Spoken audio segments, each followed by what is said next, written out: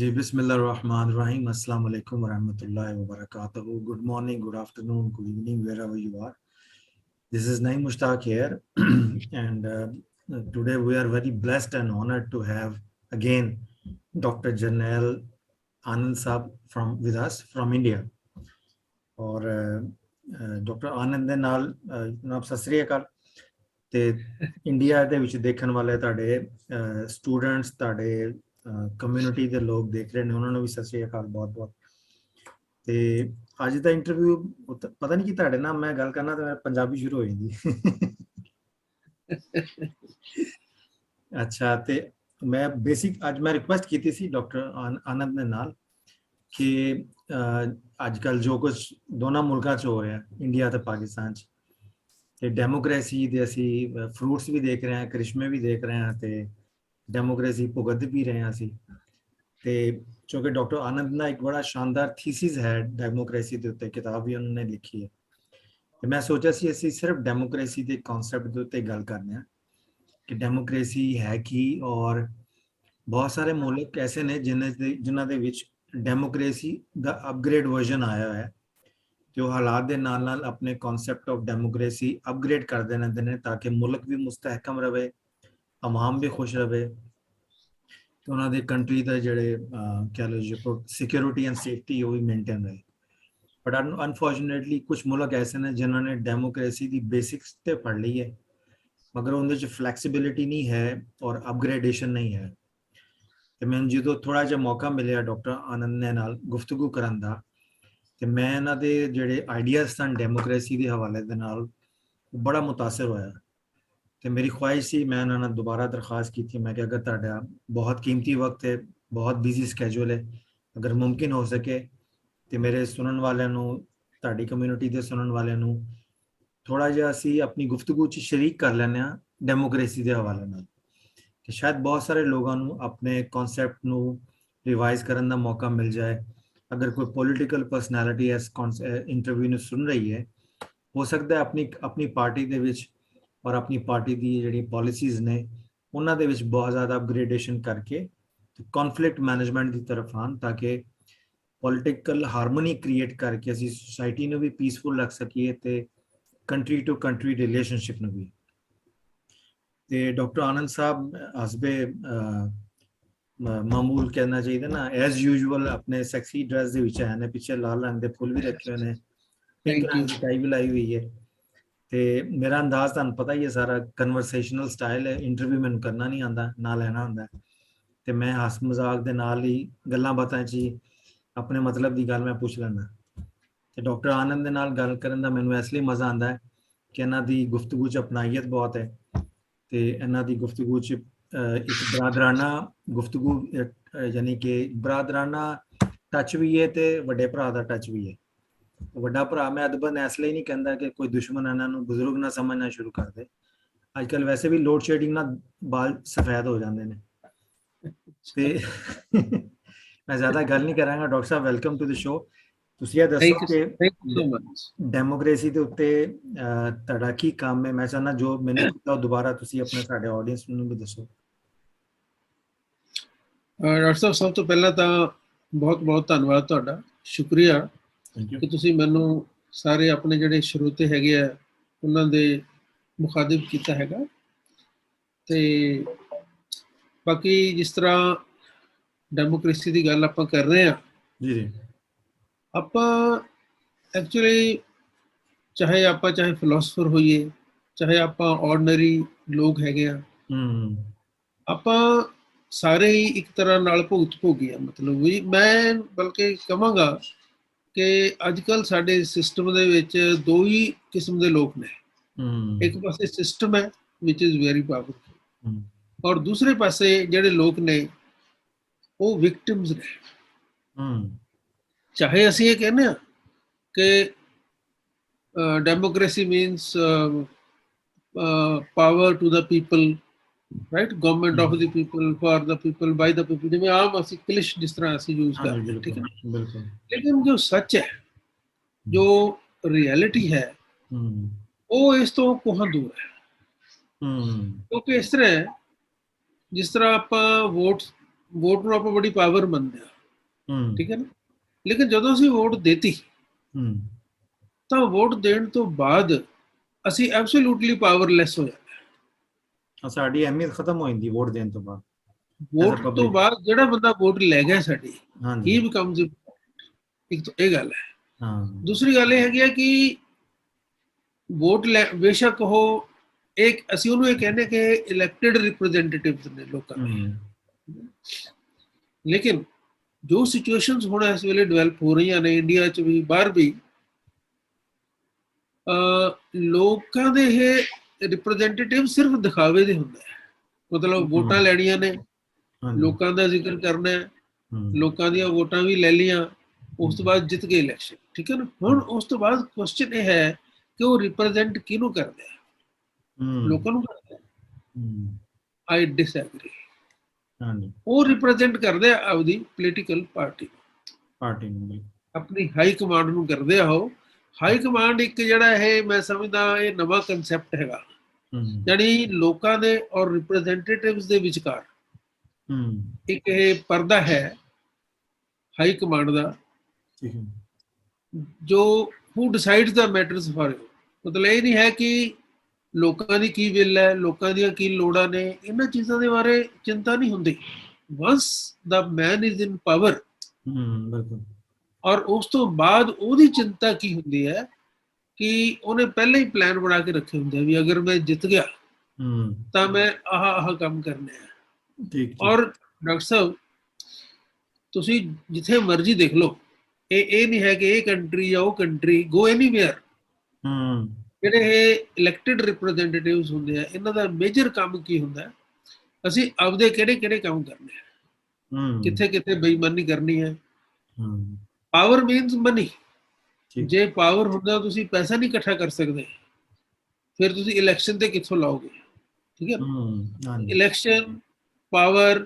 ਅੱਛਾ, ਫਿਰ ਇੱਕ ਹੋਰ ਵੀ ਹੈ ਜੋ ਇੱਕ ਨਵੀਂ ਚੀਜ਼ ਇਹਦੇ ਵਿੱਚ ਐਡ ਹੋ ਗਈ ਹੈ, ਨੈਕਸਸ ਹੈ ਜਿਹੜਾ, ਉਹ ਹੈ ਕ੍ਰਾਈਮ, ਗੈਂਗਸਟਰਿਜ਼ਮ।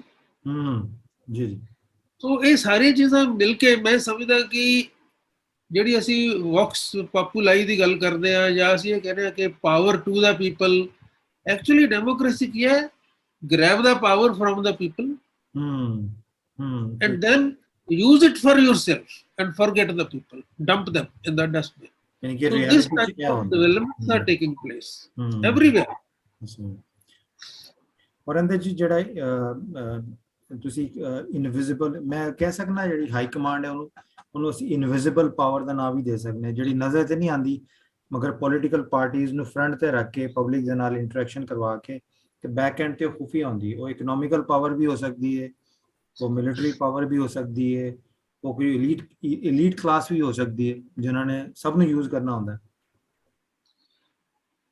ਜਿਸ ਤਰ੍ਹਾਂ ਮੈਂ ਪਹਿਲਾਂ ਵੀ ਗੱਲ ਕੀਤੀ ਹੈ ਕਿ देयर इज अ सिस्टम, ਔਰ ਸਿਸਟਮ ਨੇ ਨਾ ਸਾਰਿਆਂ ਨੂੰ ਵਿਕਟਿਮ ਬਣਾਉਣਾ ਹੁੰਦਾ। ਸੋ ਦੋ ਹੀ ਕਿਸਮ ਦੇ ਲੋਕ ਨੇ, ਠੀਕ ਹੈ ਨਾ। ਔਰ ਉਹ ਸਿਸਟਮ ਨੂੰ ਆਪਰੇਟ ਕਰਨ ਦੇ ਲਈ ਨਾਟ ਓਨਲੀ ਪੋਲੀਟੀਕਲੀ ਪਾਵਰਫੁਲ, ਬਲਕਿ ਜਿਹੜੇ ਕ੍ਰਿਮੀਨਲਸ ਹੈਗੇ ਆ, ਦੇ ਆਰ ਆਲਸੋ देयर। ਔਰ ਖਾਸ ਕਰਕੇ ਮੈਂ ਸਮਝਦਾ ਕਿ ਬਹੁਤ ਜ਼ਿਆਦਾ ਪੈਸੇ ਵਾਲੇ ਲੋਕ ਹਨ ਜਿਹੜੇ, ਖਾਸ ਕਰਕੇ ਮਨੀ ਦੇ ਇੰਟਰਸਟ ਜਿਹੜੇ ਦੇ ਰਨ ਦਾ, ਉਹਨਾਂ ਨੂੰ ਪਤਾ ਹੁੰਦਾ ਕਿ ਕਿਸ ਤਰ੍ਹਾਂ ਅਸੀਂ ਆਪਦਾ ਕੰਮ ਕਰਵਾਉਣਾ ਹੈਗਾ। ਔਰ ਕਈ ਵਾਰੀ ਇਸ ਤਰ੍ਹਾਂ ਲੱਗਦਾ ਹੁੰਦਾ ਹੈ ਕਿ ਸਰਕਾਰ ਲੋਕਾਂ ਦਾ ਤਾਂ ਨਾਮ ਹੈ, ਐਕਚੁਅਲੀ ਇਹ ਪੂੰਜੀਪਤੀਆਂ ਦੀ, ਕੈਪੀਟਲਿਸਟਾਂ ਦੀ ਸਰਕਾਰ ਹੁੰਦੀ ਹੈ। ਦੇ ਰਨ ਦੇ ਮਤਲਬ ਜੋ ਚਾਹੁੰਦੇ ਆ ਕਰਵਾਉਂਦੇ ਆ। ਆਰ ਈਵਨ ਸਾਡੇ ਜਿਹੜੇ ਫੰਕਸ਼ਨਰੀਜ਼ ਹੈਗੇ ਆ ਡੈਮੋਕ੍ਰੇਸੀ ਦੇ, ਚਾਹੇ ਉਹ PM ਹੈ, ਚਾਹੇ ਕੁਝ ਵੀ ਹੈ, CM ਹੈ, ਕੁਝ ਵੀ ਹੈ, they are also puppets. They dictate, do this, do that, do this, do that. So ਖਾਸ ਤੌਰ ਤੇ there is a muddle. ਜੀ, it is a muddle. ਖਾਸ ਤੌਰ ਤੇ ਤੁਸੀਂ ਇਹ ਜਿਹੜਾ ਤੁਹਾਡੀ ਗੱਲਾਂ ਦੀ ਮੈਂ ਤਸਦੀਕ ਇਸ ਤਰ੍ਹਾਂ ਵੀ ਕਰਾਂਗਾ ਕਿ ਤੁਸੀਂ ਇੰਟਰਨੈਸ਼ਨਲ ਮਿਡਲ ਈਸਟ ਦੇ ਪਲੇਟਫਾਰਮ ਤੇ ਤੁਸੀਂ ਜ਼ਾਇਨਿਜ਼ਮ ਨੂੰ ਦੇਖ ਲਓ ਕਿ ਗਵਰਨਮੈਂਟ ਆਫ ਇਸਰਾਈਲ ਹੈ, ਗਵਰਨਮੈਂਟ ਆਫ ਅਮਰੀਕਾ ਹੈ, ਫਿਰ ਗਵਰਨਮੈਂਟ ਆਫ ਪੈਲਸਟਾਈਨ ਹੈ, ਮਗਰ ਇਹਨਾਂ ਤਿੰਨਾਂ ਫੋਰਸਿਸ ਦੇ ਪਿੱਛੇ ਇੱਕ ਹਿਡਨ ਫੋਰਸ ਹੈ ਜ਼ਾਇਨਿਜ਼ਮ ਦੀ ਨਾ, ਜਿਹੜੇ ਸਾਰੇ ਮਾਮਲਾਤ ਨੂੰ ਯਾਨੀ ਅੱਗੇ ਗਵਰਨਮੈਂਟ ਹੈ ਔਰ ਪਿੱਛੇ ਜੋ ਕਹਿ ਲਓ ਤੁਸੀਂ ਉਹ ਫੋਰਸਿਸ ਨੇ ਜਿਹੜੀਆਂ ਗਵਰਨਮੈਂਟ ਜਿਹੜੀ ਪਬਲਿਕ 'ਚ ਨਹੀਂ ਆਉਂਦੀਆਂ ਮਗਰ ਪਬਲਿਕ ਨੂੰ ਮੈਨੇਜ ਕਰਦੀਆਂ ਨੇ। ਤੁਸੀਂ ਇਹ ਦੱਸੋ ਕਿ ਇਹ ਜਿਹੜਾ ਹੁਣ ਯਾਨੀ ਸਮਝਣ ਵਾਸਤੇ ਤੇ ਇਸ਼ਾਰਾ ਹੀ ਕਾਫੀ, ਤੁਸੀਂ ਬਹੁਤ ਜ਼ਿਆਦਾ ਸਮੁੰਦਰ ਨੂੰ ਕੂਜ਼ੇ 'ਚ ਬੰਦ ਕਰ ਦਿੱਤਾ ਕਹਿੰਦੇ ਨਾ। ਤੇ ਹੁਣ ਇਹ ਦੱਸੋ ਕਿ ਆਮ ਆਦਮੀ ਜਿਹੜਾ ਆਮ ਆਦਮੀ ਮੇਰੇ ਵਰਗਾ ਜਾਂ ਜੋ ਵੀ ਹੈ ਸੋਚਦਾ ਹੈ ਕਿ ਇਹ ਸਾਰੀ ਰਿਐਲਿਟੀ ਹੈ, ਉਹਨੂੰ ਹੁਣ ਕਰਨਾ ਕੀ ਚਾਹੀਦਾ? ਬਿਲਕੁਲ ਠੀਕ ਹੈ ਡਾਕਟਰ ਸਾਹਿਬ, ਅੱਜ ਆਪਾਂ ਬੈਠੇ ਹਾਂ ਤਾਂ ਨੈਚੁਰਲੀ ਇਹਨਾਂ ਦੇ ਮਸਲੇ ਦੇ ਉੱਤੇ ਗੱਲ ਹੋਣੀ ਚਾਹੀਦੀ ਹੈ। we must think of getting out of it. ਮੈਂ ਇਸ ਤੋਂ ਪਹਿਲਾਂ ਆਪਾਂ ਕੋਈ ਗੱਲ ਕਰੀਏ, I would like to show this book. ਹਾਂ, ਹਾਰਡ ਟਾਕ, ਬਿਲਕੁਲ। I hope you are able to see. This is hard talk. ਇਹਦੇ ਵਿੱਚ 15-16 ਲੈਕਚਰਸ ਨੇ, ਲਵਲੀ ਆਰਟੀਕਲਸ ਨੇ, they are on politics. ਔਰ ਇਸੇ ਤਰ੍ਹਾਂ ਹੀ ਇੱਕ ਕਿਤਾਬ ਮੈਂ ਹੁਣੇ ਥੋੜੀ ਦੇਰ ਪਹਿਲਾਂ ਛਾਪੀ ਸੀ, The Monster Within. ਅੱਛਾ, ਇਹ ਕੀ ਚੀਜ਼ ਹੈ? ਇਹ ਦੋਨੇ ਹੀ ਕਿਤਾਬਾਂ, ਇਹ ਕਿਤਾਬ ਤਾਂ ਫਿਲਾਸਫੀ ਦੀ ਹੈ ਲੇਕਿਨ ਇਸ ਦੇ ਵਿੱਚ ਪੋਲਿਟਿਕਸ ਦਾ ਵੀ ਜ਼ਿਕਰ ਹੈ।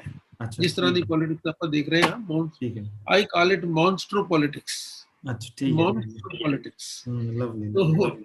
ਸੋ ਕਹਿਣ ਦਾ ਭਾਵ ਇਹ ਹੈ ਡਾਕਟਰ ਸਾਹਿਬ ਕਿ ਜੋ ਸਾਡਾ ਅੱਜ ਕੱਲ ਦਾ ਸਥਿਤੀ ਹੈ, ਜਿਸ ਤਰ੍ਹਾਂ ਦੀ ਵੀ ਚੱਲ ਰਹੀ ਹੈ, ਜੇ ਆਪਾਂ ਇਸ ਨੂੰ ਥੋੜਾ ਜਿਹਾ ਆਬਜੈਕਟਿਵਲੀ ਦੇਖੀਏ ਜੀ ਤਾਂ ਨਾਮ ਡੈਮੋਕ੍ਰੇਸੀ ਦਾ, ਲੇਕਿਨ ਅਸੀਂ ਦੇਖ ਰਹੇ ਹਾਂ ਕਿ ਐਗਜ਼ੀਕਿਊਟਿਵ ਹੈ ਜਿਹੜੀ, ਉਹ ਓਵਰਰਾਈਡ ਕਰ ਰਹੀ ਹੈ ਲੈਜਿਸਲੇਚਰ ਨੂੰ ਵੀ, ਜੁਡੀਸ਼ਰੀ ਨੂੰ ਵੀ, ਸਾਰੇ ਪਾਸੇ।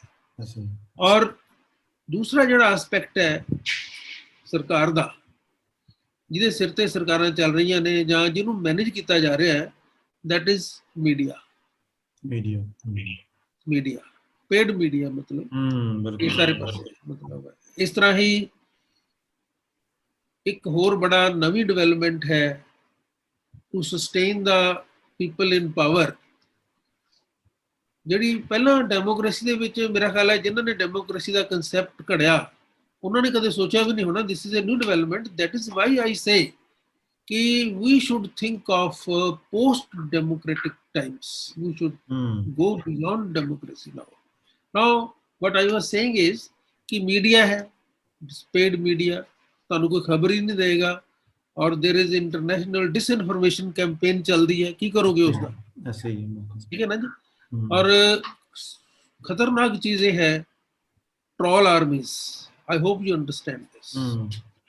If you express any idea against the government, ਜਦੋਂ ਵੀ ਤੁਸੀਂ ਜਿੱਥੇ ਵੀ ਲਿਖੋਗੇ ਜੀ 500-700 ਲੋਕ ਤੁਹਾਨੂੰ ਗਾਲਾਂ ਕੱਢਣ ਲੱਗ ਜਾਣਗੇ ਐਸੇ ਹੀ, and they will start trolling you, right? ਸੋ ਇਸ ਤਰ੍ਹਾਂ ਹੀ ਇੱਕ ਜਿਹੜੀ ਨੈਗੇਟਿਵ ਫੋਰਸ ਬਣ ਕੇ ਜਿਹੜੀ ਸਭ ਤੋਂ ਜ਼ਿਆਦਾ ਖਤਰਨਾਕ ਡਿਵੈਲਪਮੈਂਟ ਹੈ ਉਹ ਹੈ, ਦੇਖੋ ਅਗਰ ਵੈਸਟਰਨ ਦੇਸ਼ਾਂ ਦੇ ਵਿੱਚ ਡੈਮੋਕ੍ਰੇਸੀ ਕਾਮਯਾਬ ਹੋਈ ਤਾਂ ਉਹਦੇ ਪਿੱਛੇ ਇੱਕ ਗੱਲ ਜ਼ਰੂਰ ਸੀ ਕਿ ਰਿਲੀਜਨ ਸੀ ਜਿਹੜਾ ਜੀ it was in the background.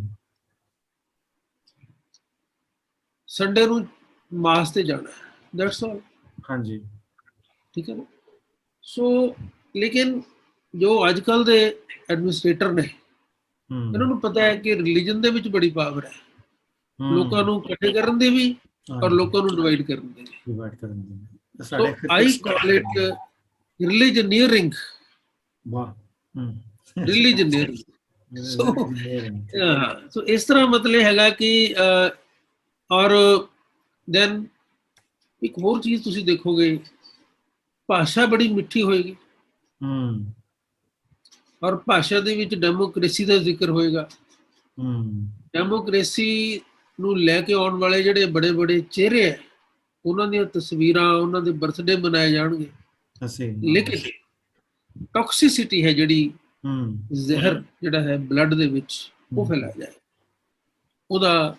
This is how democracy is being run these days. And I think ਕਿ ਚਲੋ ਇਹ ਤਾਂ ਇੱਕ ਜਨਰਲ ਮਾਹੌਲ ਦੀ ਗੱਲ ਹੋ ਗਈ। ਹੁਣ ਸਵਾਲ ਕੁਝ ਬੇਸਿਕ ਮੈਂ ਜਿਹੜੇ ਆਪਾਂ ਐਡਰੈਸ ਕਰਨੇ ਨੇ ਉਹ ਹੈ ਕਿ ਆਪਾਂ ਨੂੰ ਡੈਮੋਕ੍ਰੇਸੀ ਦੇ ਨਾਲ ਆਬਜੈਕਸ਼ਨਸ ਕੀ ਨੇ, ਮਤਲਬ where we find things are conflicting, ਜਾਂ ਇਹ ਕੀ ਸਮੱਸਿਆਵਾਂ ਕੀ ਨੇ ਸਾਨੂੰ। ਮੈਂ ਕੁਝ ਜਿਸ ਤਰ੍ਹਾਂ ਸੋਚਦਾ ਇਹਨਾਂ ਦੇ ਉੱਤੇ ਮੈਂ ਕੁਝ ਲਿਖਿਆ ਵੀ ਹੈ ਜਿਸ ਤਰ੍ਹਾਂ ਤੁਸੀਂ ਦੱਸ ਰਹੇ ਸੀਗੇ। ਤੁਹਾਡੀ ਇਜਾਜ਼ਤ ਦੇ ਨਾਲ, ਸੌਰੀ ਫॉर ਇੰਟਰਰਪਸ਼ਨ, ਮੈਂ ਕਿਉਂਕਿ ਰੋਜ਼ਾ ਖੋਲਿਆ ਤੇ ਨਾਲ ਆਪਣੀ ਚਾਹ ਵੀ ਪੀਂਦਾ ਰਹਾਂ ਤਾਂ ਕਿ ਮਜ਼ਾ ਲਵਾਂ ਤੁਹਾਡੀ ਗੁਫ਼ਤਗੂ। श्योर श्योर श्योर ਤੇ ਵੇਖਣ क्या ਵਾਲੇ बात ਨੂੰ ਅਗਰ ਤਲਬ ਹੋ ਰਹੀ ਹੈ ਤਾਂ ਉਹਨਾਂ ਕੋਲ ਮਾਜ਼ਰਤ। नहीं प्लीज गो अहेड। सो मैं ये कह रहा सी जी, my objections to how these things are coming up now is कि जो भी आदमी जित जाता है इलेक्शन वो ये समझन लग जाता कि मैं मसीहा बन गया। ਅੱਛਾ, ਇਹ ਜਿਹੜਾ ਕਨਸੈਪਟ ਹੈ ਮਸੀਹਾ ਬਣਨ ਦਾ, ਇਹ ਡੈਮੋਕ੍ਰੇਸੀ ਦੇ ਕਨਸੈਪਟ ਦਾ ਹਿੱਸਾ ਹੈ ਜਾਂ ਇਹ ਸਾਡੇ ਕਲਚਰ ਦਾ? ਡਾਕਟਰ ਸਾਹਿਬ ਨਹੀਂ, ਐ ਨਹੀਂ ਮੈਂ ਕਹਿੰਦਾ ਵੀ ਮਸੀਹਾ ਹੋਰ ਤਰ੍ਹਾਂ, ਮੇਰਾ ਮਤਲਬ ਵੀ ਉਹ ਸਮਝਦਾ ਕਿ ਸਾਰੀ ਅੰਡਰਸਟੈਂਡਿੰਗ ਮੈਨੂੰ ਹੈ। ਅੱਛਾ, ਯਾਨੀ ਤਕੱਬੁਰ ਚ I am the only person who can decide ਕਿ ਇਸ ਦੇਸ਼ ਦੀਆਂ ਸਾਰੀਆਂ ਸਮੱਸਿਆਵਾਂ ਦਾ ਹੱਲ ਮੈਂ ਹੀ ਕਰਨਾ ਹੈ। ਠੀਕ ਠੀਕ, ਸਮਝ ਗਿਆ। ਅੱਛਾ, ਹੁਣ ਤੁਸੀਂ ਇਹ ਦੇਖੋ, ਸਪੋਜ਼ 51% ਵੋਟਾਂ ਦੇ ਨਾਲ ਕੋਈ ਬੰਦਾ ਜਿੱਤ ਜਾਂਦਾ ਹੈ ਜੀ ਜੀ, ਉਹਦਾ ਕਹਿੰਦਾ ਮੈਂ ਕਿੰਗ ਬਣ ਗਿਆ। ਜਿਨ੍ਹਾਂ ਨੂੰ 51 ਤੋਂ ਇੱਕ ਵੋਟ ਘੱਟ ਪਈ ਹੈ, ਕੀ ਉਹਨਾਂ ਦੀ ਕੋਈ ਰੈਲੇਵੈਂਸ ਨਹੀਂ? ਜੋ ਸਾਡਾ ਸਿਸਟਮ ਹੈ ਅਸੀਂ ਉਹਨਾਂ ਨੂੰ ਆਪੋਜੀਸ਼ਨ ਕਹਿੰਦੇ ਆ, ਹਾਂਜੀ, ਜਾਂ ਕਿਸੇ ਵੀ ਗਿਣਤੀ ਚ ਨਹੀਂ ਰੱਖਦੇ। ਹਾਂਜੀ, ਮਤਲਬ ਕਿ ਉਹਨਾਂ ਲੋਕਾਂ ਦੀ ਕੋਈ ਰੈਲੇਵੈਂਸ ਨਹੀਂ ਰਹੀ ਰਨ ਕਰਨ ਲਈ, ਜਿਨ੍ਹਾਂ ਨੂੰ ਇਲੈਕਟ ਕੀਤਾ ਲੋਕਾਂ ਨੇ।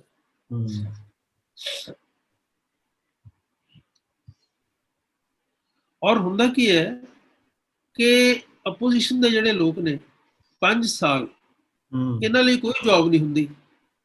ਅੱਛਾ, ਹਾਂ ਬਿਲਕੁਲ। ਦੱਸੋ ਇਹਨਾਂ ਨੂੰ ਕਿਹੜਾ ਕੰਮ ਹੁੰਦਾ? ਜਿਹੜੇ ਜਿੱਤ ਗਏ ਉਹ ਤਾਂ ਉਹਨਾਂ ਨੂੰ ਤਾਂ ਕੋਈ ਚੇਅਰਮੈਨਸ਼ਿਪ ਦੇਤੀ, ਕੋਈ ਹੋਰ ਦਿੱਤਾ, ਕੋਈ ਹੋਰ ਦਿੱਤਾ, ਕੰਮ ਦੇਤਾ। ਲੇਕਿਨ ਜਿਹੜੇ ਬਾਕੀ ਦੇ ਬੰਦੇ ਆ ਉਹਨਾਂ ਨੂੰ ਕਿਹੜਾ ਕੰਮ ਦਿੱਤਾ ਆਪਾਂ ਐਜ਼ ਏ ਕਨਸਟੀਟਿਊਸ਼ਨਲ ਵੈਲਿਊ?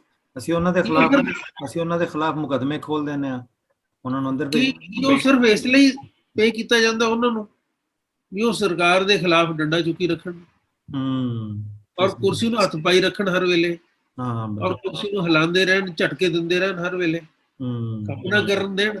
ਮਤਲਬ ਇੱਕ ਏਦਾਂ ਦੀ ਕਲਚਰ ਹੈ ਜਿਹੜੀ ਸਾਡੇ ਸਾਹਮਣੇ ਆ ਚੁੱਕੀ ਹੈ। ਇੱਕ ਬੰਦਾ ਕੁਰਸੀ ਤੇ ਬੈਠਦਾ, ਬਾਕੀ ਦੇ ਸਾਰੇ ਉਹਦੀ ਕੁਰਸੀ ਨੂੰ ਹਿਲਾਉਣ ਲੱਗੇ ਰਹਿੰਦੇ, ਉਹਨਾਂ ਨੂੰ 5 ਸਾਲ ਇਹੀ ਕੰਮ ਕਰਦੇ ਆ।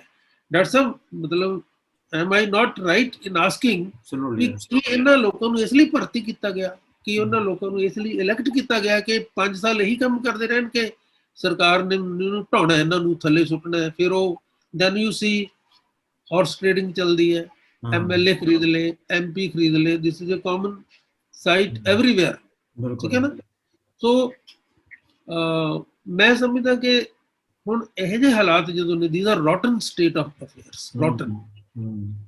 ਤੋ ਜਦੋਂ ਸਰੀਰ ਰੋਟਨ ਹੋ ਜਾਵੇ ਉਹਨੂੰ ਕਦ ਤੱਕ ਅਸੀਂ ਰਿਪੇਅਰ ਕਰਕੇ ਰੱਖ ਸਕਦੇ ਹਾਂ?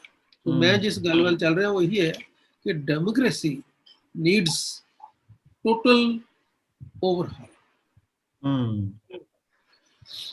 ਹੁਣ ਤੁਸੀਂ ਦੇਖੋ ਕਿ ਹੁਣ ਤੱਕ ਅਸੀਂ ਇਹ ਸੋਚਦੇ ਆ ਰਹੇ ਹਾਂ ਡਾਕਟਰ ਸਾਹਿਬ ਕਿ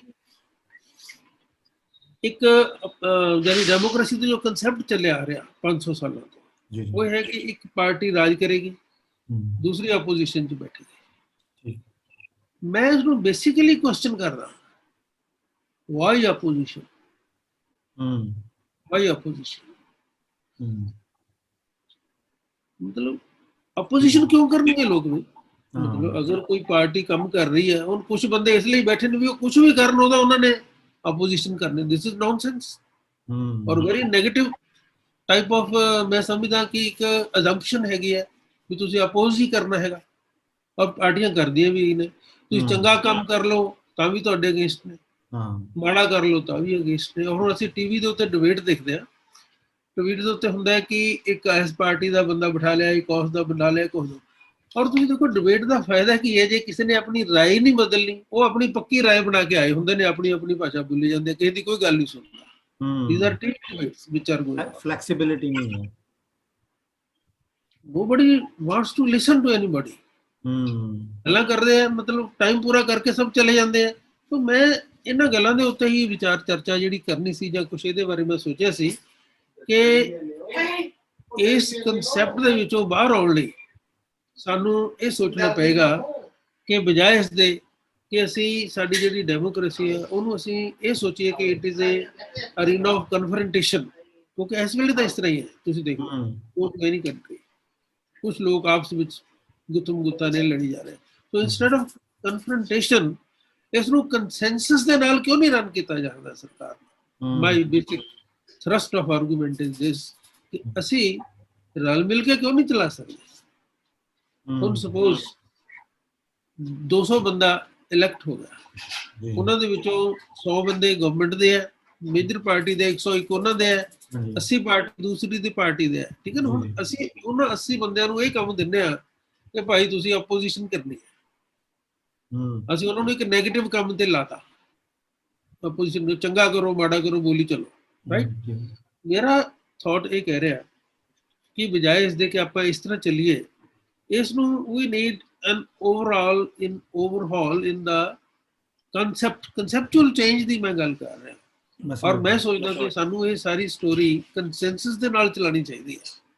ਔਰ ਉਹ ਕੰਸੈਂਸਸ ਕਿਸ ਤਰ੍ਹਾਂ ਬਣੇਗਾ? ਦੇਖੋ ਹੁਣ ਜਿਹੜੀ ਵੀ ਸਰਕਾਰ ਆਉਂਦੀ ਹੈ, ਤੁਸੀਂ ਵੀ ਦੇਖੋ ਤੁਹਾਡੇ ਹਰ ਵੀ ਸਰਕਾਰਾਂ ਬਦਲਦੀਆਂ ਨੇ, ਕੋਈ ਨਵਾਂ ਪ੍ਰਾਈਮ ਮਿਨਿਸਟਰ ਆਉਂਦਾ ਹੈ, ਉਹ ਕਹਿੰਦਾ ਮੈਂ ਦੇਸ਼ ਨੂੰ ਐ ਕਰ ਦੂੰ, ਮੈਂ ਦੇਸ਼ ਨੂੰ ਐ ਕਰ ਦੂੰ, ਮੈਂ ਦੇਸ਼ ਨੂੰ ਐ ਕਰ, ਠੀਕ ਹੈ ਜੀ। ਕਰੇ ਜਾਂ ਨਾ ਕਰੇ ਦੈਟ ਇਜ਼ ਅਨਦਰ ਥਿੰਗ, ਪਰ ਇੱਕ ਵਾਰੀ ਜ਼ਰੂਰ ਕਹਿੰਦਾ ਮੈਂ ਕਰ ਦਾਂਗਾ, ਮੈਂ ਆ ਕਰਾਂਗਾ, ਮੈਂ ਆ ਕਰਾਂਗਾ। ਸਵਾਲ ਅੱਛਾ ਫਿਰ ਇੱਕ ਦੂਸਰਾ ਆ ਜਾਂਦਾ ਹੈ, ਦੂਸਰੀ ਪਾਰਟੀ ਦਾ ਆ ਗਿਆ, ਉਹ ਦੇਸ਼ ਨੂੰ ਖਿੱਚ ਕੇ ਦੂਜੇ ਪਾਸੇ ਨੂੰ ਨਹੀਂ ਅਸੀਂ ਐ ਕਰਾਂਗੇ, ਅਸੀਂ ਐ ਕਰਾਂਗੇ। ਤੁਸੀਂ ਇਹਦਾ ਮਤਲਬ ਹੋ ਗਿਆ ਵੀ ਇੱਕ ਨੇ ਤਾਂ ਐ ਨੂੰ ਕੀਤਾ, ਦੂਜਾ ਜਦੋਂ ਆ ਗਿਆ ਉਹਨੇ ਐ ਨੂੰ ਕਰਤਾ, ਦੇਸ਼ ਕਿੱਥੇ ਆ? ਉੱਥੇ ਦੀ ਉੱਥੇ। Where is development? What I believe in this is ਕਿ ਦੇਸ਼ ਦੀ ਪਾਲਿਸੀ ਹੈ ਜਿਹੜੀ, ਉਹ ਗਵਰਨਮੈਂਟ ਤੈਅ ਨਾ ਕਰੇ। ਗਵਰਨਮੈਂਟ ਤਾਂ ਇੱਕ ਪਾਰਟੀ ਦੀ ਹੈ ਜਿਹਦੇ ਕੋਲ ਮੈਜੋਰਟੀ ਆ ਗਈ, ਉਹਨੇ 5-4 ਸਾਲ ਰਹਿਣਾ, ਵਿੱਚ ਦੀ ਵੀ ਡਿਸਟੈਬਲਾਈਜ਼ ਹੋ ਸਕਦੀ ਹੈ। ਦੇਸ਼ ਦੀ ਕੀ ਪਾਲਿਸੀ ਹੋਏਗੀ, ਦੇਸ਼ ਦੀ ਫੋਰਨ ਪਾਲਿਸੀ ਕੀ ਹੈ, ਦੇਸ਼ ਦੀ ਐਜੂਕੇਸ਼ਨਲ ਪਾਲਿਸੀ ਕੀ ਹੈ, ਔਰ ਦੇਸ਼ ਦੀ ਹੋਰ ਜਿਹੜੀ ਇਕਨੋਮਿਕ ਪਾਲਿਸੀ ਕੀ ਹੈ, ਨਾਟ ਫਾਰ ਦੀ ਗਵਰਨਮੈਂਟ। ਮਤਲਬ ਜੋ ਆਪਣੀ ਜੋ ਸੋਚ ਹੈ ਉਹ ਇਹ ਕਹਿੰਦੀ ਹੈ ਕਿ ਇਹਦੇ ਲਈ ਇੱਕ ਪੋਲਿਟ ਬਿਊਰੋ ਹੋਣੀ ਚਾਹੀਦੀ ਹੈ। ਕੀ ਹੋਣੀ ਚਾਹੀਦੀ? Politburo. Okay, politburo. ਜਿਸ ਤਰ੍ਹਾਂ ਮੰਨ ਲਓ 10 ਸਾਡੇ ਕੋਲ ਆਪੋਜੀਸ਼ਨ ਪਾਰਟੀਆਂ ਨੇ, ਮਤਲਬ ਆਪਾਂ ਪਾਰਲੀਮੈਂਟ ਵੱਲ ਬਾਅਦ ਚ ਜਾਵਾਂਗੇ ਇਹਦੇ ਬਾਰੇ। ਸਪੋਜ਼ ਸਾਡੇ ਕੋਲ 10 ਪਾਰਟੀਆਂ ਨੇ, ਉਹਨਾਂ ਦੇ ਜਿਹੜੇ ਹੈਡ ਨੇ they will be it's members. Okay, head 10 ਪਾਰਟੀਆਂ ਦੇ ਮੈਂਬਰ ਨੇ, ਔਰ ਸਟੇਟ ਨੇ ਕਿੱਧਰ ਜਾਣਾ, ਸਮਾਜ ਨੇ ਕਿੱਧਰ ਜਾਣਾ ਹੈ, ਸਾਡੀ ਗਵਰਨਮੈਂਟ ਨੇ ਕਿੱਧਰ ਜਾਣਾ ਹੈ, ਜਾਂ ਦੇਸ਼ ਨੇ ਕਿੱਧਰ ਜਾਣਾ ਹੈ, ਇਹ ਫੈਸਲਾ ਉਹ 10 ਬੰਦੇ ਕਰਨਗੇ। ਕਿਉਂ? ਜਦੋਂ ਕੱਲ ਨੂੰ ਗਵਰਨਮੈਂਟ ਬਦਲੂਗੀ ਫਿਰ ਉਹ ਡਾਇਰੈਕਸ਼ਨ ਚੇਂਜ ਨਹੀਂ ਹੋਊਗਾ, ਕਿਉਂਕਿ ਉਹ ਸਾਰਿਆਂ ਨੇ ਰਲ ਕੇ ਡਿਸਾਈਡ ਕੀਤਾ ਹੋਊਗਾ। ਔਰ ਉਸ ਤੋਂ ਬਾਅਦ ਕੀ ਹੈ ਕਿ ਜਿਹੜੀ ਸਰਕਾਰ ਹੈ ਮੈਜੋਰਟੀ ਪਾਰਟੀ ਦੀ, ਉਹ ਸਿਰਫ ਉਸ ਏਜੰਡੇ ਨੂੰ ਲਾਗੂ ਕਰੂਗੀ। ਯਾਨੀ ਗਵਰਨਮੈਂਟ ਦਾ ਰੋਲ ਹੋਏਗਾ ਕਿ ਜਿਹੜਾ ਏਜੰਡਾ ਡਿਸਾਈਡਡ ਹੈ ਉਹਨੂੰ ਇੰਪਲੀਮੈਂਟ ਕਰਨਾ, ਉਹਨੂੰ ਇੰਪਲੀਮੈਂਟ ਕਰਨਾ। ਗਵਰਨਮੈਂਟ ਸਿਰਫ ਇਹ ਕੰਮ ਕਰੇਗੀ। ਔਰ ਮੇਰੇ ਕਨਸੈਪਟ ਦੇ ਮੁਤਾਬਕ, ਕਿਉਂਕਿ ਜਦੋਂ ਇੱਕ ਬੇਸਿਕਲੀ ਕੰਸੈਂਸਸ ਬਣ ਗਿਆ ਤਾਂ ਲੜਾਈ ਝਗੜੇ ਦਾ, ਆਪੋਜੀਸ਼ਨ ਦਾ ਕਨਸੈਪਟ ਖਤਮ। ਠੀਕ ਹੈ ਨਾ। ਦੂਸਰੀ ਗੱਲ ਇਹ ਹੈ ਕਿ ਜਿੰਨੇ ਵੀ ਬੰਦੇ ਇਲੈਕਟ ਹੁੰਦੇ ਆ, all of them should be in the government। ਸਾਰਿਆਂ ਨੂੰ ਕੁਛ ਨਾ ਕੁਛ ਕੰਮ ਦਿੱਤੇ ਜਾਣ, ਵੀ ਕਰੋ, ਵੀ ਵਿਹਲੇ ਬੈਠਣ ਦਾ ਕੀ ਮਤਲਬ ਹੈ? ਸਮਝੋ, they should be doing the work। ਔਰ ਉਹਦੇ ਵਿੱਚ ਇੱਕ ਹੋਰ ਵੀ ਕਨਸੈਪਟ ਹੈ which seems ਜਿਵੇਂ ਅੱਜ ਕੱਲ੍ਹ ਦਾ ਸਿਸਟਮ ਉਹ ਤਾਂ ਬੜਾ ਇੰਪ੍ਰੈਕਟੀਕਲ ਲੱਗਦਾ ਹੈ, but sometimes we have to talk of ideals also। this is the ideal situation ਕਿ ਇੱਕ ਮੈਜੋਰਿਟੀ ਪਾਰਟੀ ਦਾ ਤੁਸੀਂ ਪ੍ਰਾਈਮ ਮਿਨਿਸਟਰ ਬਣਾਤਾ, ਠੀਕ ਹੈ ਜੀ। ਜਿਹੜੀ ਸੈਕੰਡ ਨੰਬਰ ਦੀ ਪਾਰਟੀ ਹੈ ਜਿਹਨੂੰ ਵੋਟਾਂ ਜ਼ਿਆਦਾ ਮਿਲੀਆਂ ਨੇ, he should be deputy prime minister. he should be deputy prime minister. ਹੁਣ ਤੁਸੀਂ ਮੈਨੂੰ ਦੱਸੋ ਵੀ ਅਗਰ ਉਹ ਬੰਦੇ ਦੋਨੇ ਮਤਲਬ ਕੈਬਨਿਟ ਦੇ ਵਿੱਚ ਬੈਠੇ ਆ ਤਾਂ ਵੇਅਰ ਵਿਲ ਬੀ ਕੰਟਰਡਿਕਸ਼ਨ। ਜਿੱਥੇ ਡਿਸੀਜਨ ਹੋਣਾ ਉਹ 10 ਬੰਦਿਆਂ ਨੇ ਰਲ ਕੇ ਲੈਣਾ, ਇਹਨਾਂ ਨੇ ਸਿਰਫ ਇੰਪਲੀਮੈਂਟ ਕਰਨਾ। ਸੋ ਸਾਰੀ એનર્ਜੀ ਜਿਹੜੀ ਇੱਕ ਦੂਜੇ ਨਾਲ ਲੜਨ ਚ ਜਾਂਦੀ ਹੈ, ਵੋਟਾਂ ਇਕੱਠੀਆਂ ਕਰਨ ਚ ਜਾਂਦੀ ਹੈ, ਪੈਸਾ ਖਰਚਣ ਚ ਜਾਂਦੀ ਹੈ, ਜਾਂ ਖਰੀਦੋ ਫਰੋਖਤ ਕਰਨ ਚ ਜਾਂਦੀ ਹੈ, that will be safe। ਬੜਾ ਇਹਦਾ ਐਪਲੀਕੇਬਲ ਹੋਣਾ ਇਸ ਲਈ ਜਰਾ ਮੁਸ਼ਕਿਲ ਲੱਗਦਾ ਹੈ, ਕਿਉਂਕਿ ਬਹੁਤ ਸਾਰੀ ਕੰਟਰੀਜ਼ ਲਾਈਕ ਇਨ ਪਾਕਿਸਤਾਨ ਇੱਥੇ ਪੋਲਿਟਿਕਸ ਜਿਹੜੀ ਹੈ ਉਹ ਫੈਮਿਲੀ ਬਿਜ਼ਨਸ ਚ ਕਨਵਰਟ ਹੋਈ ਹੈ। अब्बा जी ने, फिर बेटा आ गया, फिर बेटी आ गई, फिर अब्बा आ गया, फिर बेटा आ गया। ਤੇ ਉਹ ਜਦੋਂ ਤੁਹਾਡਾ ਜਿਹੜਾ ਕਨਸੈਪਟ ਹੈ ਪ੍ਰੈਕਟੀਕਲ ਅੱਛਾ ਹੈ, ਬਟ ਇਹਨੂੰ ਜਦੋਂ ਸ਼ੇਪ ਦੇਾਂਗੇ ਅਸੀਂ ਆਈਡੀਆਜ਼ ਇਨ ਐਕਸ਼ਨ ਦੇ ਵਿੱਚ, ਤੇ ਉਹ ਇੱਕ ਫੈਮਿਲੀ ਪੋਲਿਟਿਕਸ ਚੱਲਦੀ ਆ ਰਹੀ ਹੈ, ਉਹਦੇ ਚ ਉਹਨਾਂ ਨੇ ਇੱਕ ਆਪਣਾ ਇੱਕ ਏਜੰਡਾ ਰੱਖਿਆ ਹੁੰਦਾ। ਯਾਨੀ ਇਹਦੇ ਵਾਸਤੇ ਕਹਿਣਾ ਚਾਹੀਦਾ ਇੱਕ ਕਲਚਰਲ ਰੈਵੋਲੂਸ਼ਨ ਚਾਹੀਦਾ ਹੈ ਇਹਨਾਂ ਆਈਡੀਆਜ਼ ਨੂੰ ਇੰਪੋਜ਼ ਕਰਨ ਲਈ। ਡਾਕਟਰ ਸਾਹਿਬ ਇਸ ਤਰ੍ਹਾਂ ਹੈ, ਆਈ ਕਾਲ ਇਟ ਟੋਟਲ ਰੈਵੋਲੂਸ਼ਨ। ਕਿਹੜਾ? ਟੋਟਲ। ਅੱਛਾ, it is total revolution. Exactly, ਹਾਂ, ਮਤਲਬ ਇਹਦੇ ਨਾਲ ਇਹ ਨਹੀਂ ਹੈ ਵੀ ਸਾਈਡ ਬਦਲ ਰਹੀ ਹੈ, ਇਹਦੇ ਨਾਲ ਪੋਸਚਰ ਬਦਲ ਰਿਹਾ ਹੈ ਸਾਰੀ ਸਥਿਤੀ ਦਾ। ਹਾਂ, ਐਗਜ਼ੈਕਟਲੀ, ਠੀਕ ਹੈ ਨਾ। ਔਰ ਜਿਹੜਾ ਬੇਸਿਕ ਮੈਂ ਇਹੀ ਸੋਚਦਾ ਕਿ ਆਪਾਂ ਨੂੰ 500 ਸਾਲ ਹੋ ਗਏ ਡੈਮੋਕ੍ਰੇਸੀ ਹਟਾਉਂਦਿਆਂ ਨੂੰ, and what we C is now ਕਿ ਇਟ ਇਜ਼ ਇਨਕਿਉਰੇਬਲ। ਇਸ ਵੇਲੇ ਚਾਹੇ ਅਸੀਂ, ਮੈਂ ਕਹਿੰਦਾ ਕਿ ਹਿੰਦੁਸਤਾਨ ਬਹੁਤ ਵੱਡੀ ਡੈਮੋਕ੍ਰੇਸੀ ਹੈ, but is it healthy? You think of your country. I think of what happened in America ਜਦੋਂ ਟਰੰਪ ਨੇ ਜਾਣਾ ਸੀ। ਹਾਂ, ਬਿਲਕੁਲ, ਐਗਜ਼ੈਕਟਲੀ। ਟਰੰਪ ਨੇ ਕੀ ਕੀਤਾ? ਮਤਲਬ ਅਮਰੀਕਾ ਵਰਗੀ ਡੈਮੋਕ੍ਰੇਸੀ ਦੇ ਵਿੱਚ Trump was going to hijack everything somehow because of their democratic traditions they were saved, right? ਪਰ ਇੰਸਟੀਟਿਊਸ਼ਨਲ ਜਿਹੜੀ ਸੀ ਸਟਰੈਂਥ ਉਹ ਕਾਫੀ ਹੱਦ ਤੱਕ ਬਚੀ। now our ਜਿਹੜੇ politicians, they have attacked institutions. Judiciary is under attack. Legislature is under attack. Only executive, it is, everything. They are amassing wealth, they are amassing power, they have gangsters, they have troll armies, they have everything. So now 2020s ਦੇ ਵਿੱਚ 2020s ਦੇ ਵਿੱਚ ਇੱਕ ਨਵਾਂ ਫਿਨੋਮੀਨਾ ਪੈਦਾ ਹੋਇਆ। that is ਜਿਸ ਤਰ੍ਹਾਂ ਫਸਟ ਜਾਂ ਸੈਕੰਡ ਵਰਲਡ ਵਾਰ ਤੋਂ ਪਹਿਲਾਂ ਆਪਾਂ ਦੇਖਿਆ ਸੀ ਫਾਸਿਜ਼ਮ ਵਗੈਰਾ ਪੈਦਾ ਹੋ ਗਈ ਸੀ। ਇਹ ਵੀ ਇੱਕ ਤਰ੍ਹਾਂ ਦਾ ਅਥੋਰੀਟੇਰੀਅਨਿਜ਼ਮ ਹੈ। you go to all the countries, maybe Putin, maybe China, right? Even in our country, same type of forces, they are trying to not only grab power but stay in power. And they know how to manage it. They know how to. So I think it is not easy. The proposal that I am giving is not easy. That there should be a landslide change in conception. For this, what surprises me, Dr. Saab, is that nobody is thinking about it. Even the intelligentsia.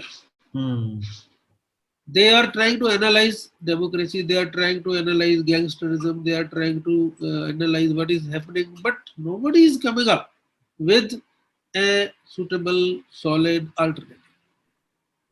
Okay, आजकल ਜਿਹੜੇ ਲੋਕ ਸੋਚਦੇ ਨੇ ਨਾ ਉਹ vision the box ਸੋਚਦੇ ਨੇ ਨਾ, ਔਰ ਮੈਂ ਸਮਝਣਾ ਮੇਰਾ ਜਿਹੜਾ ਆਪਣਾ ਵਾਈਲਡ ਥਿੰਕਿੰਗ ਕਹਿ ਲਓ, ਲਾਊਡ ਥਿੰਕਿੰਗ, ਕਿ ਸਮ ਟਾਈਮ ਵੈਸਟਰਨ ਪਾਵਰਸ ਜਿਹੜੀਆਂ ਬੜੀਆਂ ਅੱਛੀਆਂ ਐਸਟੈਬਲਿਸ਼ ਨੇ, ਉਹ ਨਹੀਂ ਚਾਹੁੰਦੀਆਂ ਕਿ ਈਸਟਰਨ ਸਾਈਡ ਦੇ ਉੱਤੇ ਇੰਸਟੀਟਿਊਸ਼ਨਸ ਜਾਂ ਸੁਸਾਇਟੀਜ਼ ਜਾਂ ਕੰਟਰੀਜ਼ ਐਸਟੈਬਲਿਸ਼ ਹੋ ਜਾਣ, ਤਾਂ ਕਿ ਪਾਵਰ ਸ਼ਿਫਟ ਨਾ ਹੋਏ। ਯਾਨੀ ਅਸੀਂ ਸਾਰਾ ਕੁਝ ਸਾਡੇ ਕੋਲ ਹੋਣ ਦੇ ਬਾਵਜੂਦ ਵੀ ਅਸੀਂ ਉਹਨਾਂ ਦੇ ਮੁਹਤਾਜ ਰਹੀਏ ਕਿਸੇ ਨਾ ਕਿਸੇ ਤਰ੍ਹਾਂ। ਤੇ ਸ਼ਾਇਦ ਇਹ ਵੀ ਇੱਕ ਵਜ੍ਹਾ ਹੈ ਕਿ ਸਾਡੇ ਇੱਥੇ ਜਿਹੜੀ ਚੇਂਜ ਹੈ ਉਹ ਬਾਜ਼ ਐਕਸਟਰਨਲ ਫੋਰਸਿਸ ਨੂੰ ਪਸੰਦ ਨਹੀਂ ਹੈ। ਪਹਿਲੀ ਗੱਲ ਤਾਂ ਡਾਕਟਰ ਸਾਹਿਬ ਇਹ ਹੈਗੀ ਹੈ, ਐਕਸਟਰਨਲ ਫੋਰਸਿਸ ਦੀ ਗੱਲ, you are very much right ਕਿ ਜੋ ਹੋ ਰਿਹਾ ਹੈ this is dictated by some major countries, number 1। ਦੂਸਰੀ ਗੱਲ ਇਹ ਹੈਗਾ ਕਿ ਜੋ ਕਮਰਸ਼ੀਅਲਿਜ਼ਮ ਜਿਸ ਤਰ੍ਹਾਂ ਚੱਲ ਰਿਹਾ ਹੈ ਸਟੱਡੀਜ਼ ਦੇ ਵਿੱਚ, ਵਰਕ ਫੋਰਸ ਦੇ ਵਿੱਚ, ਤੁਸੀਂ ਨੋਟ ਕੀਤਾ ਹੋਣਾ ਹੈ ਕਿ ਇੱਕ ਬੜੀ ਹੀ ਪਪੂਲਰ ਟਰਮ ਹੈ 24/7 means non stop working. Non stop working ਕਰਨ ਦੇ ਨਾਲ ਕੀ ਹੋਏਗਾ ਕਿ ਕਿਸੇ ਵੀ ਆਦਮੀ ਦੇ ਕੋਲੇ ਸੋਚਣ ਦਾ ਕੋਈ ਵਕਤ ਨਹੀਂ ਹੈ। ਬਿਲਕੁਲ। ਸੋ ਇਹ ਜਿਹੜਾ ਕੈਪੀਟਲਿਸਟ ਐਮਪਾਇਰ ਹੈ, ਦੇ provide no respite, no time for you, for yourself. ਤੁਹਾਡੀ ਫੈਮਿਲੀ ਲਈ ਕੋਈ ਟਾਈਮ ਹੈਗਾ? ਜੋ ਅੱਜ ਕੱਲ ਦੇ ਬੱਚੇ ਵੱਡੇ ਹੋ ਰਹੇ ਆ ਸਾਡੇ, ਹਾਂਜੀ ਔਰ ਇਹ ਜਿਹੜੀ ਮਲਟੀਨੈਸ਼ਨਲਸ ਵਿੱਚ ਕੰਮ ਕਰ ਰਹੇ ਆ, ਇਹਨਾਂ ਨੂੰ ਤੇ ਮੈਰਿਜਸ ਕਰਨੇ ਔਖੇ ਹੋਈ ਪਈਆਂ ਨੇ। ਅਗਰ ਇਹ ਮੈਰਿਜ ਕਰ ਲੈਣ ਤਾਂ ਬੱਚੇ ਨਹੀਂ ਪੈਦਾ ਕਰ ਸਕਦੇ, ਉੱਥੇ ਸਮੱਸਿਆ ਖੜੀ ਹੋ ਜਾਂਦੀ ਹੈ। ਸੋ ਇਸ ਤਰ੍ਹਾਂ ਦੀ ਇੱਕ ਸਿਚੁਏਸ਼ਨ ਹੈ ਜਿਹੜੀ ਅਸੀਂ ਘੜ ਕੇ ਅੱਗੇ ਲਿਆ ਰਹੇ ਹਾਂ, ਜਿੱਥੇ we are destroying our systems on which we were living. Joint family system, family is a great sustaining force. Now the attack is on family, ताकि आदमी ਨੂੰ ਖਤਮ ਕੀਤਾ ਜਾਵੇ। ਔਰ ਆਦਮੀ ਤੋਂ ਸਿਵਾਏ, ਔਰ ਤੁਸੀਂ ਦੇਖੋ ਕਿ ਜਦੋਂ ਆਦਮੀ ਕੰਮ ਕਰਦੇ ਨੇ ਜੀ, ਉਹ ਜਦ ਤੱਕ ਉਹ ਕੰਮ ਕਰਦੇ ਨੇ ਉਦ ਤੱਕ ਉਹ ਤੁਹਾਡੇ ਨੇ, ਤੁਹਾਡੇ ਕੰਪਨੀ ਵਾਲੇ ਦੇ ਨੇ। ਜਿੱਧਰੋਂ ਨਹੀਂ ਜਾ ਪਾਣਗੇ ਉਹਨਾਂ ਨੂੰ ਕਹਿਣਗੇ ਘਰੇ ਬੈਠੋ। ਹੋਰ ਰਿਲੇਸ਼ਨ ਕੰਮ ਦੇ ਨਾਲ ਕੋਈ ਪਿਆਰ ਵਾਲੀ ਗੱਲ, ਅੰਡਰਸਟੈਂਡਿੰਗ, ਕੰਪੈਸ਼ਨ, ਹਿਊਮੈਨਿਟੇਰੀਅਨਿਜ਼ਮ। ਮੈਂ ਨਾ ਇੱਕ ਯੂਨੀਵਰਸਿਟੀ ਦੇ ਬਾਰੇ ਦੇਖ ਰਿਹਾ ਸੀਗਾ, ਕਾਫੀ ਅੱਛੀ ਯੂਨੀਵਰਸਿਟੀ ਹੈ, ਸੈਂਟਰਲ ਯੂਨੀਵਰਸਿਟੀ ਹੈ ਭੁਵਨੇਸ਼ਵਰ, CR ਰਮਨ ਯੂਨੀਵਰਸਿਟੀ। ਮੈਂ ਦੇਖ ਰਿਹਾ ਸੀਗਾ ਵੀ ਆਈ ਵਾਂਟਡ ਕਿ ਮੇਰੀ ਜਿਹੜੀ ਨਵੀਂ ਕਿਤਾਬ ਹੈ ਲਸਟਸ, ਵੀ ਮੈਂ ਉਹਨਾਂ ਨੂੰ ਭੇਜਾਂ। ਚਲੋ ਵਾਈਸ ਚਾਂਸਲਰ ਨੂੰ ਭੇਜਾਂ, ਲਾਇਬ੍ਰੇਰੀ 'ਚ ਪਈ ਰਹੇਗੀ। ਮੈਂ ਸਾਰੇ ਕੋਰਸਿਸ ਡਾਕਟਰ ਸਾਹਿਬ ਚੈੱਕ ਕਰ ਲਏ, ਸਾਰੇ ਇੰਜੀਨੀਅਰਿੰਗ ਕੋਰਸਿਸ, ਕਿਤੇ ਵੀ ਲਿਟਰੇਚਰ ਦਾ ਕੋਈ ਕੋਰਸ ਹੀ ਹੈ ਨਹੀਂ ਸੀ। ਇਹ ਉਸ ਯੂਨੀਵਰਸਿਟੀ ਦਾ ਹੀ ਹਾਲ ਨਹੀਂ, ਹੋਰ ਵੀ ਬਹੁਤ ਸਾਰੀਆਂ ਜਿਹੜੀਆਂ ਨਵੀਆਂ ਆ ਰਹੀਆਂ ਯੂਨੀਵਰਸਿਟੀਆਂ, ਉਹਨਾਂ ਦੇ ਵਿੱਚੋਂ ਲਿਟਰੇਚਰ ਨੂੰ ਅਸੀਂ ਅਲਵਿਦਾ ਆਖ ਰਹੇ ਹਾਂ, ਆਖ ਚੁੱਕੇ। ਅਸੀਂ ਰੋਬੋਟਿਕ ਮੈਨ ਪਾਵਰ ਚਾਹੁੰਦੇ ਹਾਂ ਜਿਹਦੇ ਵਿੱਚ ਥਿੰਕਿੰਗ ਸਕਿੱਲਸ ਨਾ ਹੋਏ। ਹਾਂ, ਯੈਸ, ਜ਼ੋਂਬੀਜ਼ ਕਿਹਾ ਜਾਂਦਾ ਇਹਨਾਂ ਨੂੰ। ਹਾਂ, ਐਗਜ਼ੈਕਟਲੀ। ਹਾਂ, ਵੀ ਜ਼ੋਂਬੀਜ਼ ਹੋਣ, ਬ੍ਰੇਨ ਕੰਮ ਨਾ ਕਰੇ, ਸਾਡੇ ਅਸੀਂ ਜੋ ਕਹੀ ਉਹ ਕੰਮ ਕਰੀ ਜਾਣ। ਸੋ ਇਸ ਤਰ੍ਹਾਂ ਦੀ ਸਥਿਤੀ ਸਾਰੇ ਸਿਸਟਮ ਦੇ ਵਿੱਚ ਬਣੀ ਹੋਈ ਹੈ, ਔਰ ਇਸ ਨੂੰ ਰਿਵਾਈਵ ਕਰਨ ਦੇ ਲਈ ਬਹੁਤ, ਸਭ ਤੋਂ ਪਹਿਲੀ ਗੱਲ ਤਾਂ ਸੋਚ ਦੀ ਲੋੜ ਹੈ।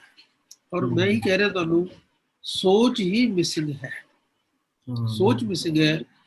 ਜੋ ਫਿਲੋਸਫਰਸ ਨੇ ਉਹ ਵੀ ਸਿਸਟਮ ਦੇ ਗੁਲਾਮ ਹੋ ਚੁੱਕੇ ਹੈ।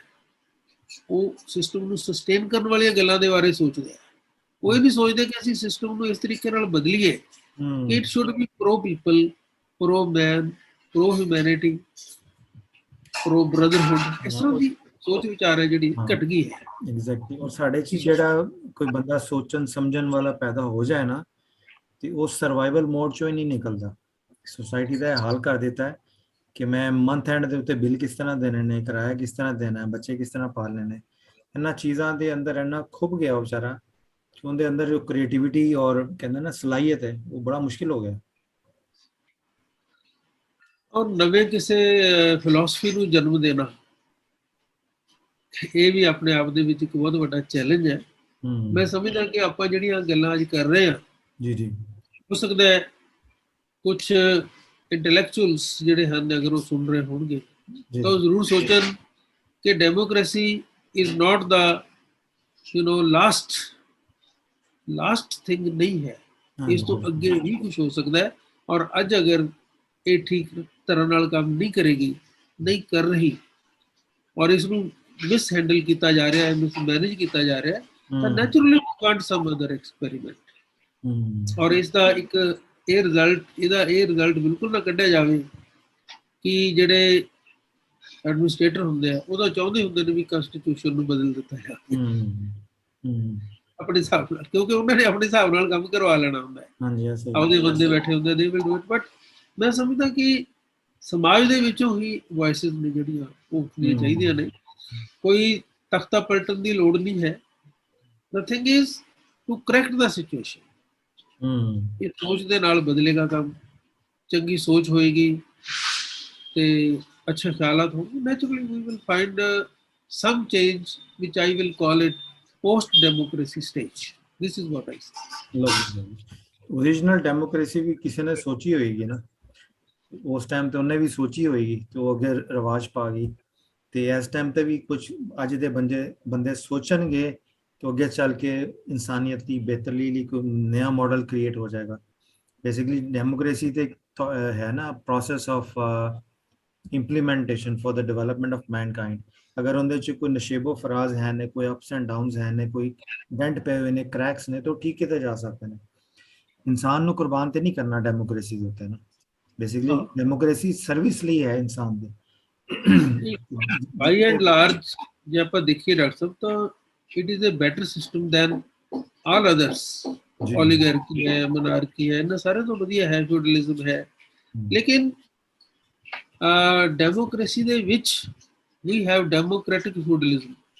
ਡੈਮੋਕ੍ਰੈਟਿਕ feudalism ਹਾਂ ਐਗਜ਼ੈਕਟਲੀ ਜਿਹੜੇ ਇੱਕ ਵਾਰੀ ਮਿਨਿਸਟਰ ਬਣ ਗਏ ਹਾਂ ਉਹਨਾਂ ਨੇ ਸਾਰੀ ਉਮਰ ਮਿਨਿਸਟਰੀ ਨਹੀਂ ਛੱਡਣੀ। ਐਸੇ ਹੀ ਉਹਨਾਂ ਦਾ ਲੜਕਾ ਮਿਨਿਸਟਰ, ਉਹਨਾਂ ਦੀ ਵੋਟੀ ਮਿਨਿਸਟਰ, ਉਹਨਾਂ ਦੀ ਨੂੰਹ minister. So what is that? ਉਹ ਵੀ ਪਾਵਰ ਸੈਂਟਰਸ ਉਸ ਤਰ੍ਹਾਂ ਹੀ ਬਣ ਗਏ ਜਿੱਦਾਂ ਦੇ ਫਿਊਡਲ ਲਾਰਡਸ ਹੁੰਦੇ ਸੀ। ਹਾਂ ਬਿਲਕੁਲ ਐਸੇ ਮਤਲਬ ਇਹਨਾਂ ਚੀਜ਼ਾਂ ਨੂੰ ਖਤਮ ਕਰਨ ਲਈ ਨਾ, ਇਹਦੇ ਲਈ ਇਦਾਂ ਦੇ ਕਾਨੂੰਨ ਜ਼ਰੂਰੀ ਹੈ ਕਿ ਜਿਹੜਾ ਪ੍ਰੀਮੀਅਰ ਬੰਦਾ ਹੈ it should be only for one term। America 'ਚ 2 ਟਰਮ ਹੁੰਦੀਆਂ ਨੇ। ਹਾਂਜੀ ਠੀਕ ਹੈ ਨਾ ਜੀ। ਸਾਡੇ ਹਿੰਦੁਸਤਾਨ 'ਚ ਇਟ ਇਜ਼ ਐਂਡਲੈਸ, ਜਿੰਨੀ ਦੇਰ ਮਰਜ਼ੀ ਬੈਠਾ ਰਹੇ ਕੋਈ। ਪਰ ਇਹ ਹੈਗਾ ਕਿ ਇੱਕ ਟਰਮ ਲਈ ਠੀਕ ਹੈ ਨਾ। ਔਰ ਇੱਕ ਫੈਮਿਲੀ ਦੇ ਵਿੱਚੋਂ at a time there should be only one member parliament or MLA। ਬਿਲਕੁਲ ਸਹੀ, ਬਿਲਕੁਲ ਸਹੀ। ਬਹੁਤ ਸਾਰੇ ਰਿਫਾਰਮਸ ਦੀ, ਇੰਡੀਪੈਂਡੈਂਟ ਥਾਟ ਦੀ, ਆਬਜੈਕਟਿਵ ਥਿੰਕਿੰਗ ਦੀ ਲੋੜ ਹੈ। ਔਰ ਇਹ ਪਾਰਟੀਆਂ ਦੇ ਵੱਸ ਦਾ ਰੋਗ ਨਹੀਂ ਹੈਗਾ ਡਾਕਟਰ ਸਾਹਿਬ। ਅਗਰ ਆਪਾਂ ਇਹ ਸੋਚੀਏ ਵੀ ਆਹ ਪਾਰਟੀ ਆ ਕਰ ਦੇਗੀ, ਉਹ ਪਾਰਟੀਆਂ ਤਾਂ ਜਿਹੜੀਆਂ ਨੇ ਮੈਂ ਤੁਹਾਨੂੰ ਦੱਸਿਆ ਹਾਈ ਕਮਾਂਡ ਦੇ ਐਂਡ ਦੈਟ, ਉਹਨਾਂ ਨੇ ਤਾਂ ਉਸੇ ਚੱਕਰ ਚੱਲਣਾ ਹੈਗਾ। It is a matter of their survival.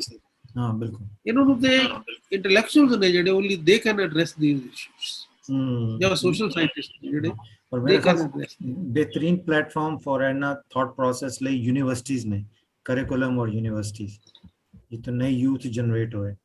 ਔਰ ਨਾਲ ਮੀਡੀਆ ਵੀ ਹੈ, ਮੀਡੀਆ ਦਾ ਰੋਲ ਵੀ ਕਾਫੀ ਇੰਪੋਰਟੈਂਟ ਹੈ। You are absolutely right, absolutely right।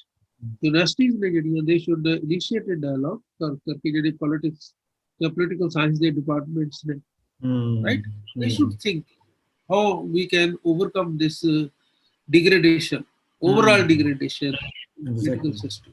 Exactly. Doctor ਸਾਹਿਬ ਬਹੁਤ ਬਹੁਤ ਸ਼ੁਕਰੀਆ। ਟਾਈਮ ਸਾਡੇ ਕੋਲ ਥੋੜਾ ਹੁੰਦਾ, ਮਗਰ ਤੁਹਾਡੇ ਨਾਲ ਗੱਲ ਕਰਕੇ ਮਜ਼ਾ ਬਹੁਤ ਆਉਂਦਾ। ਬਟ ਮੇਰੇ ਖਿਆਲ 'ਚ ਜਿੰਨੀ ਅੱਜ ਤੁਸੀਂ ਗੱਲਾਂ ਕੀਤੀਆਂ ਨੇ ਨਾ, ਅਗਰ ਕੋਈ ਫੋਕਸ ਕਰਕੇ ਗੌਰ ਕਰਕੇ ਇਹਨੂੰ ਸਮਝ ਲਏ ਨਾ, ਤੇ ਇਹ ਬਹੁਤ ਜ਼ਿਆਦਾ ਨੇ ਸਮਝਣ ਲਈ ਵੀ ਔਰ ਥਾਟ ਪ੍ਰੋਸੈਸ ਨੂੰ ਡਾਇਰੈਕਸ਼ਨ ਦੇਣ ਲਈ ਵੀ। ਐਂਡ ਆਈ ਐਮ ਸ਼ੋਰ ਕਿ ਤੁਹਾਡੀ ਜਿਹੜੀ ਕਿਤਾਬ ਹੈ, ਅਗਰ ਮੁਮਕਿਨ ਹੋ ਸਕੇ, ਜਿਹੜੀਆਂ ਨੇ ਹਾਰਟ ਟਾਕ ਔਰ ਦੂਸਰੀ ਕਿਹੜੀ ਸੀ, ਹਾਰਟ ਟਾਕ ਔਰ ਦ ਮੌਨਸਟਰ ਵਿਦਿਨ। ਹਾਂ, ਤੇ ਦ ਮੌਨਸਟਰ ਵਿਦਿਨ ਪਾਕਿਸਤਾਨ ਦੇ ਵਿੱਚ ਇੰਡੀਅਨ ਪਬਲਿਕੇਸ਼ਨਸ ਕਾਫੀ ਆਉਂਦੀਆਂ ਨੇ। ਤੁਸੀਂ ਕੋਸ਼ਿਸ਼ ਕਰੋ ਜਿਹੜੇ ਲੋਕ ਇੱਥੇ। ਇਹ ਕਿਤਾਬ ਹੈ ਜਿਹੜੀ this is available from Amazon। ਠੀਕ ਹੈ, ਲਵਲੀ ਲਵਲੀ। Amazon ਤੋਂ ਮਿਲ ਸਕਦੀ ਹੈ। ਆ ਸ਼ਾਇਦ Amazon ਤੋਂ ਨਾ ਮਿਲੇ, ਆਈ ਡਾਊਟ, ਕਿਉਂਕਿ ਬਹੁਤ ਦੇਰ ਹੋ ਚੁੱਕੀ ਹੈ ਛਪਿਆ ਹੋਇਆ। ਤੇ but I am coming up with another book, republic, ਅੱਛਾ ਮਾਸ਼ਾਅੱਲਾ, in which I will be discussing more things about these things। lovely। So thank you so much doctor ਸਾਹਿਬ। ਮੈਨੂੰ ਬਹੁਤ ਮਜ਼ਾ ਆਇਆ ਜੀ। ਤੁਹਾਡਾ ਬਹੁਤ ਬਹੁਤ ਸ਼ੁਕਰੀਆ, ਤੁਹਾਡਾ ਬਹੁਤ ਬਹੁਤ ਟਾਈਮ ਲਿੱਤਾ ਹੈ। ਔਰ ਮੈਂ ਆਪਣੇ ਆਡੀਅנס ਨਾਲ ਵੀ ਇਜਾਜ਼ਤ ਲਵਾਂਗਾ। ਇਨਸ਼ਾਅੱਲਾ ਤਾਲਾ ਫਿਰ ਕਿਸੇ ਮਜ਼ੇ ਦੀ ਗੁਫ਼ਤਗੂ ਦੇ ਨਾਲ ਡਾਕਟਰ ਸਾਹਿਬ ਦੇ ਨਾਲ ਹਾਜ਼ਰ ਹੋਵਾਂਗੇ। ਤੇ ਇਜਾਜ਼ਤ ਦਿਓ, ਫਿਰ ਇਨਸ਼ਾਅੱਲਾ ਮੁਲਾਕਾਤ ਹੁੰਦੀ ਹੈ। Thank you sir, all the best, thank you, bye।